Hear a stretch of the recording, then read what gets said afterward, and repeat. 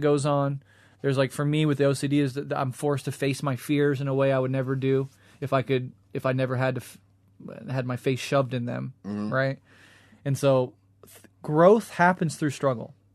There is no real growth emotionally, psychologically, mentally, maturation-wise, whatever, physically, without going through struggle. And we see that throughout nature. We see that in our own selves. And so you can never parse out suffering from development. And it seems like I have this idea that on the Buddhist front and on the Marxist front,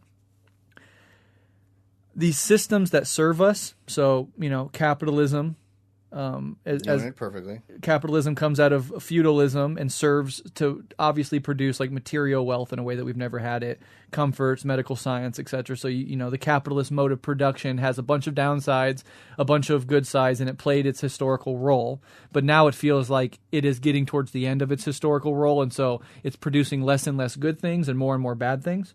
And that is a way, that's an alarm bell within the system showing us that this thing is probably getting ripe for transcendence. It's time to move on to the next thing. And in the inner world, the ego, which humans have taken to be themselves for millennia, obviously has positive effects. This need to go out and achieve, this need to compete, and that competition brings out the best in people, right? There's a whole the ego needs validation, and so it seeks status. And one of the ways to seek status is to meaningfully contribute to your community. There's a bunch of ways in which the ego assists human development and is an absolutely necessary step in our evolution, but it's only a step.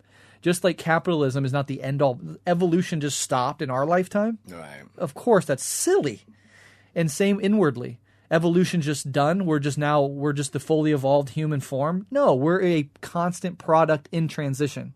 I think Nietzsche called us a fundamentally transitional creature between animals and angels, right?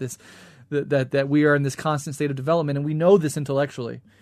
And so what I see happening is not only is capitalism reaching its historic limits and creating a lot of suffering as it runs out of positives to contribute and piles up negatives, the ego collectively is beginning to create more suffering than it does benefits for our social well-being. And those two things are internal mechanisms by which it's urging us to grow up beyond them. But the suffering is the catalyst to the transcendence. If your ego didn't make you suffer so much, why would you want to transcend it? And people that have really good, stable, positive egos that are not, harshly self-critical, that don't have mental health issues, they're not going to be the ones filling up Buddhist meditation halls for the most part, right? There's, and I know people like this. There's no reason. I'm not suffering. I'm not compelled to do these things.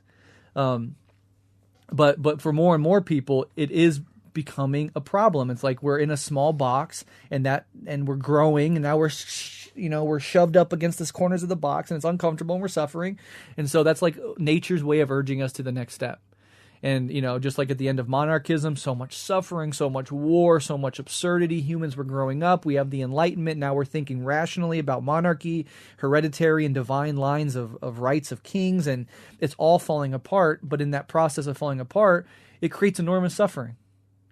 More and more suffering becomes more and more intolerable until we have these huge revolutions and we move into the next stage, capitalist democracies.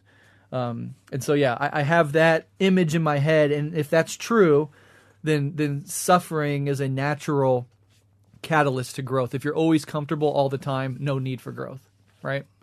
If you're under stress, under pressure, you're suffering, you're struggling, you're finding ways out, that is the catalyst to growth and development. If it doesn't destroy you. Yeah. The suffering can either leave you as wreckage, or it can propel that part of you that grows.